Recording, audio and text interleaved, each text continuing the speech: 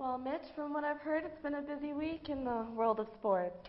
That it has been, Sadia, and might I add that you look stunning today, as always. But back to sports. The NHL owners have sent a new offer to the Players Association, and even on a more local note, Canadore left a great impression at the powerlifting competition. I wonder if that offer will stand. You know what? I'm glad you brought that up, Sadia, because I feel it's a great offer. It's a 50-50 split right down the middle. And if you ask me, how can you get any more fair than 50-50, right? That does sound pretty fair. I must say I do agree with you. But moving on to the shattered records, can you enlighten me on that story? I certainly can. Records were falling like rain as Canadore held the 11th annual Ray Hamilton Classic Powerlifting Competition. The event featured top competitors from across the province. Jake Bean was at the event and met up with some of the record breakers at this historic event. We're here at the Ray Hamilton Classic weightlifting competition at Kellner's Court for Canadore College, which promises to be a very good meet, with local Bronwyn Shepherd, who's second place right now for the juniors, and Justin Spencer from the Toronto Weightlifting Club, who is possibly the best kilo for kilo junior in Canada.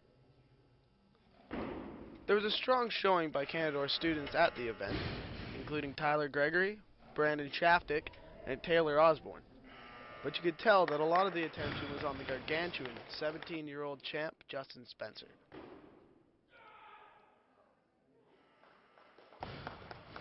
What are you planning on lifting today?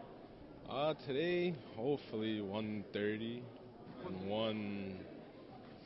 165-70 would be good for me.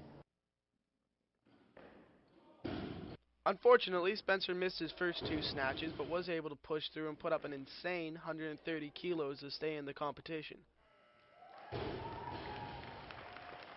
The surprise came from Carl Aplacador, who lifted 220 kilos to break not one, but two records. I wasn't planning on breaking the senior record. I was just planning on breaking the junior record. When I went to 120, I was just going for a personal best, and I found out when they announced it. So some surprises today and a few disappointments, but overall it was a very good meet. For Canadore Newsnet, I'm Jake Bean. The North Bay Trappers were in action last night.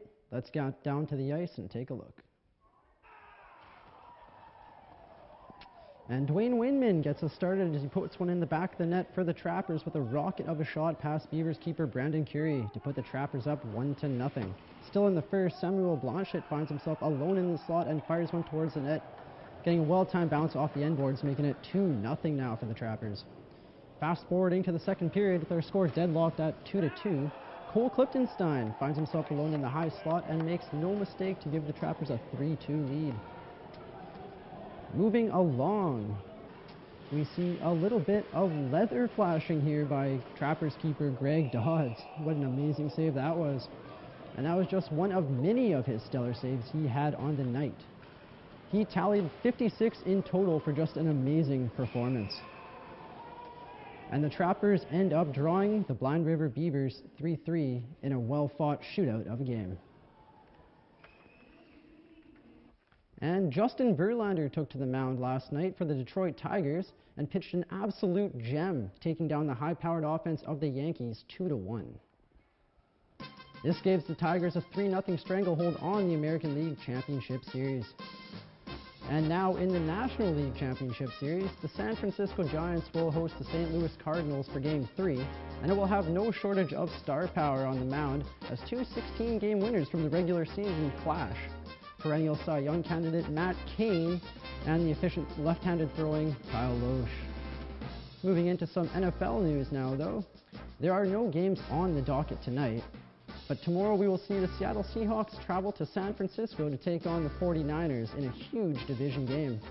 Both teams come into action with a 4-2 record, which is good enough for first in the division in the NFC West. But moving on, it's time for a little sports trivia now. Sadie? Today we want to know, so because of Peyton Manning's amazing comeback on Monday night, we came up with the question, what is the biggest comeback in NFL history? I'll tell you what. I'll even give you a little hint.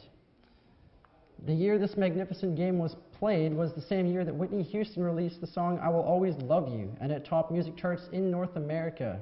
Ringing any bells? As a matter of fact, I love that song. I believe it was the playoff game between the Buffalo Bills and Houston Oilers in 1993, actually. The Buffalo Bills were recovering from a 32-point deficit, right? That's absolutely right. The final score was actually 41-38, if I do recall, in that memorable game. Well, thanks for that, Mitch. Coming up after the break, Mike Ball speaks with North Bay's Community Safety Coordinator Officer, Ted Whittle.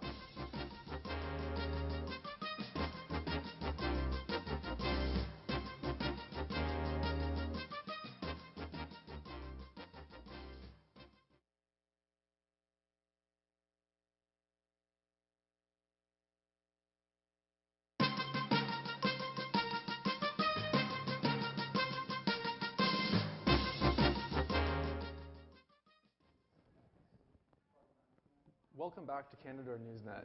I'm here with retired Staff Sergeant Ted Whittle of the North Bay Police Department. Ted is here today to speak to us about drinking and driving. Welcome to the show, Ted. Thanks for having me. So drinking and driving is a really serious issue. How serious of an issue is it in North Bay? I don't think it's any more serious in North Bay than anywhere, but any kind of drinking and driving is considered serious right across the province. Okay. Are arrests made often in North Bay for drinking and driving? Pardon? Are arrests made often? More so in the past. Over my 40 years of police experience, we used to arrest at least 3 per every 24 hours, and now we're down to about 75 a year. What age group has the most people who drink and drive?